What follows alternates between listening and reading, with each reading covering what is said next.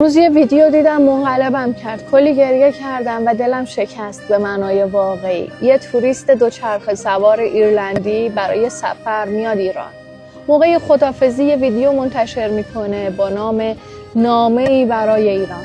بریم با هم این ویدیو رو ببینیم. تو کشوری بودی که بیشترین اخطارها رو برای سفر بهم دادن، اما تنها کشوری بودی که آرزو داشتم کاش زودتر ترکت نمی کردم. کسایی که گفتن نرو همونایی هستن که هیچ وقت تو رو ندیدن. توی اخبار فقط مردهای ترسناک رو نشون میدن، نه اونایی که تو پارک میرقصن و رقص چرخشی رو به یه ورزش رقابتی تبدیل میکنن. تو اخبار فقط زنهای با حجاب میبینی، ولی نه اون مبارز و دوچرخه سوار و بقیه، یا نسل مادرایی که به دختراشون یاد دادن چه جوری بیشتر بخوان. کشورم تو رو تو لیست ممنوعیت سفر گذاشته، شاید چون نمیخواستین همه زیبایی رو ببینم. تو کشوری هستی که مردمش برای چای توقف میکنن، توی راه آب رو برات پر یخ میکنن، درختاشون رو خالی میکنن تا کیسه پر از میوه بشه. اینجا وقتی یکی میگه بیا میری، ممکنه گاهی باهاش بری تو کارگاهش، یه شب رو توی قهوه خونش بگذرونی. بعضی شبا رو توی شهر گذروندم، بعضی شبا رو توی کوهستان،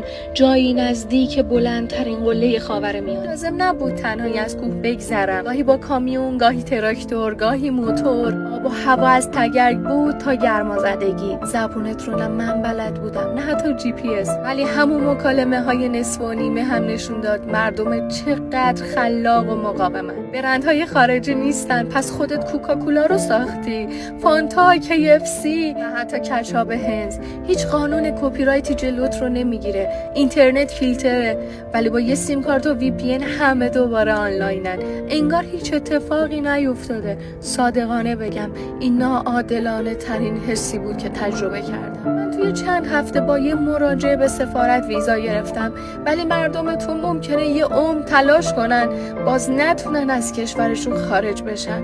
امیدوارم اون امیدی که مردمت به آینده دارن درست از آب در بیاد و همه چیز خیلی زود بهتر بشه. تا اون موقع مرسی برای یک ماه فوق‌العاده و مشتاقم که دوباره ببینمت. من ماریام، عاشق ایرانمون. سعی میکنم زیبایی های کشورمون رو توی پیجم به اشتراک بذارم باهاتون. اگه دوست داشتین فالو کنید.